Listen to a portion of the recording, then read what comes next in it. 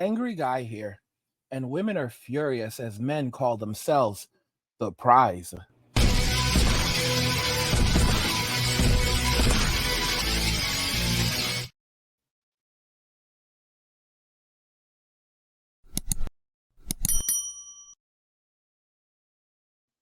Guys, if you're enjoying this content, please help get this channel to 100,000 subscribers on our journey to 2 million by subscribing to the channel if you already haven't, liking the video, and turning on notifications to never miss another video ever again. Now let's begin. Women are furious as men call themselves the prize.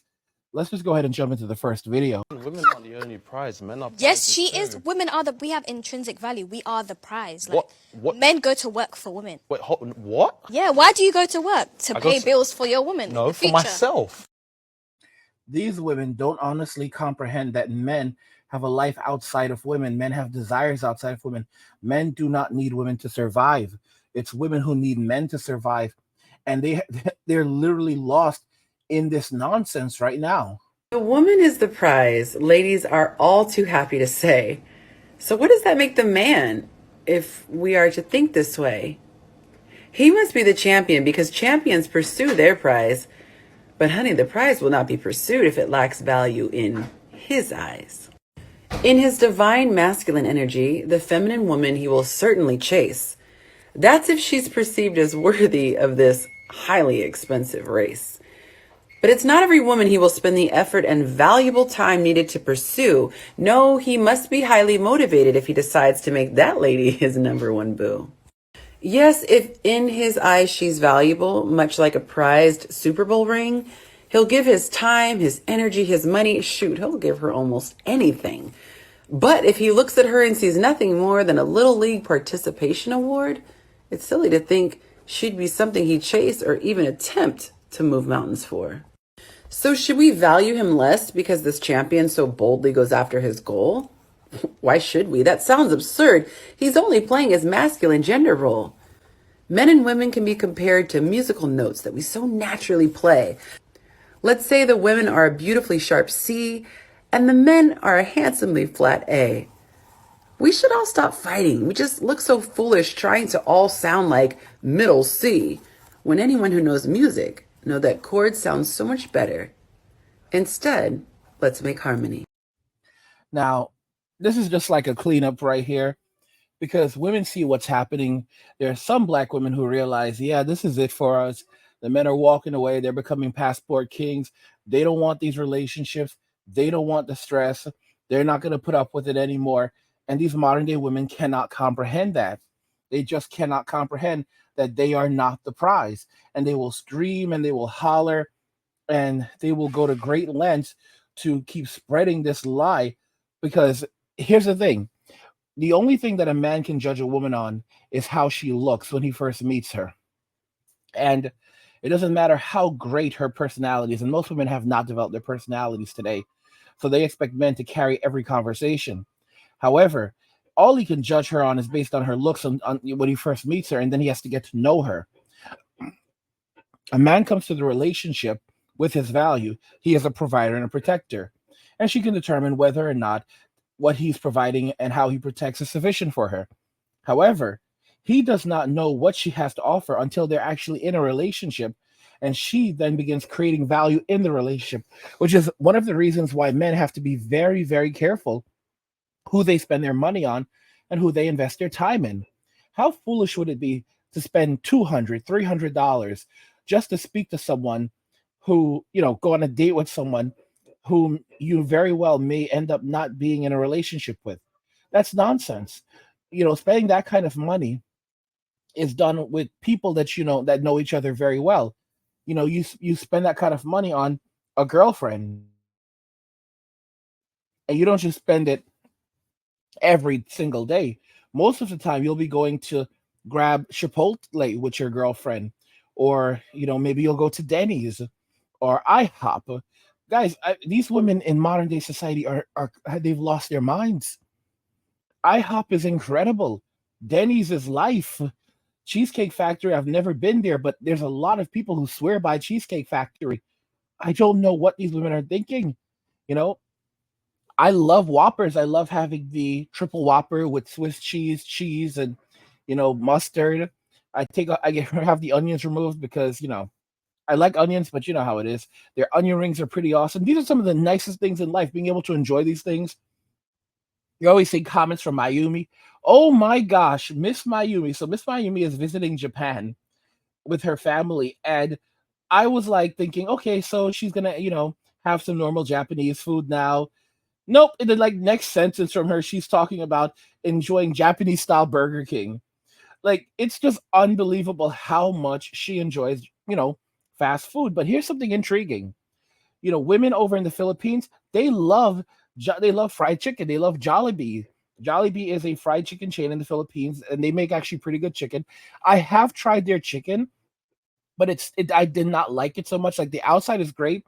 It's like the crisp is incredible, but unfortunately, but the chicken itself kind of sucks. But that's because it's American chicken, and they're using these big fat pieces of chicken. So I've heard that compare that in Jollibee, Jollibee's in the Philippines is absolutely night and day.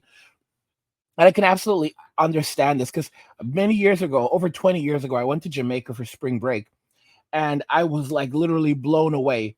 Like, we were staying at a resort, and they had like, the Rastafarians like making jerk chicken on the beach. And so right outside of the hotel or motel we were staying at. And you buy jerk chicken from these guys, and the jerk chicken is completely different. It's nothing like what you have in America, nothing like what you have in Western society. The chicken is small, but it tastes so good. And you're like, this is a chicken. And that's when you realize for the first time that these giant birds that you have in the US, they're like filled with hormones and all this other stuff to make them grow into these huge sizes. And this is not what meat is even supposed to look like. And you start to realize that there's so much more to life, and culture and class and everything, and there's so much to experience. But women in Western society, their views, like they're literally in a box right now. They can no longer enjoy the simple things in life. So much of life, so many of the best aspects of life are not things that require significant amounts of money. Going on a trail, like going on a hike with your significant other or friends. That's so cool. Like hiking, camping out in the woods. That's something that's really awesome. How many modern day women do you think want to go camping? Not one of them. Not one of them. They can't handle it. They can't handle it. Even gardening, flower. There was a time in Western society. I remember Mayumi mentioning this, that she loves gardening, and she's been passing those skill sets on to her daughter, or daughters now maybe. And it's crazy because there was a time where flower arrangement, gardening, even pottery, these were things that women prided themselves on, and they were good at, and these were very valuable skill sets. Most modern day women will not put their hands in the dirt. They would never learn gardening. And that's something that basically that's man's work. Learning how to do things, learning how to have these kinds of skill sets, those are things for men to do.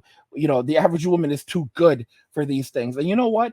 They don't even realize that they have nothing to offer men other than their presence, which is what they say. A real man doesn't ask anything from a woman. You know, her presence is her value. Like, what? Get out of here. To say it's going to hurt a lot of women, but this is not my intention. But you need to understand that if you do not feel like you are bringing value in somebody's life, if somebody does not tell you, or people around you do not make you feel like you are bringing value in their life, and when you bring value in people's life, you know you're bringing value in people's life. If you do not feel like you are bringing value in people's life, then you need to stop saying that you are the price. Why? Because somebody that is the price is somebody that brings value. And as somebody who used to struggle with this as well myself, I used to feel like I wasn't bringing value in anybody's life. And I actually wasn't really bringing value until I started investing in myself. I started investing in my education. And when I mean education, I'm not talking about just school. I'm talking about mentally. I'm talking about investing in the woman that I want to become. And once I started seeing the growth, the people around me was growing as well. And now I actually feel like I bring value in people's life. Like, I know my value. I know what I bring. I know, and I can say out loud that everybody that is around me, you cannot be around me and you are not growing. You cannot be around me and you do not become the best version of yourself If you are in my circle, and I'm talking about in my close circle, and we are talking every single day, you are going to become a better version of yourself just because you're around me. And I know that. And that's what I mean by knowing your value. And if you're at that point of your life where you don't really know your value, baby girl, I urge you to start investing in yourself. I urge you to start doing the thing that you know future you will be proud. Because that's how you start. You know there's a woman that you want to become. You know the type of woman you want to become. Now you need to do the type of action that that woman will do. And I promise you, by putting in the work, you are going to start feeling like that woman. Once you will start feeling like that woman, you will understand that you have so much value. The problem is for a woman to, have value in the sense that, she is the prize, she has to actually have the kind of value that a man wants. For example, women overseas are raised to be wives, mothers, caretakers, from their little girls. So by the time they become adults, they can cook, they can clean, they do these things naturally. They are loving, they are friendly, they're fit. And these are things that they do naturally because it's a part of their culture versus women in Western society.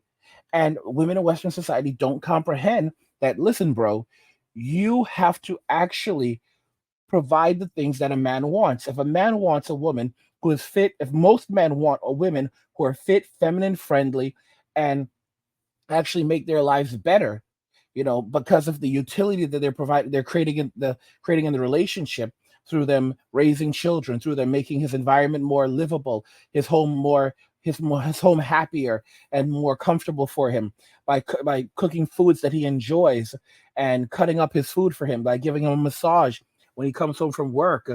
These are ways of creating value. Modern day women don't know anything about that. They have no idea of what it goes into creating actual value in a relationship because it's something they've never really had to do. That's why they say their presence is enough. Guys, if you're enjoying these videos, help get this channel to 100,000 subscribers on our journey to 2 million by subscribing to the channel if you already haven't, liking the video, and turning on notifications to never miss another video ever again.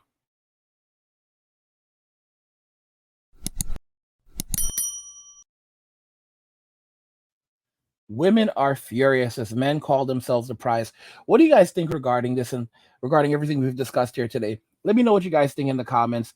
Like the video if you like it. Don't forget to subscribe. And if you like the video, share the video. And just remember that all roads lead to MWAM and walking away. And cheers.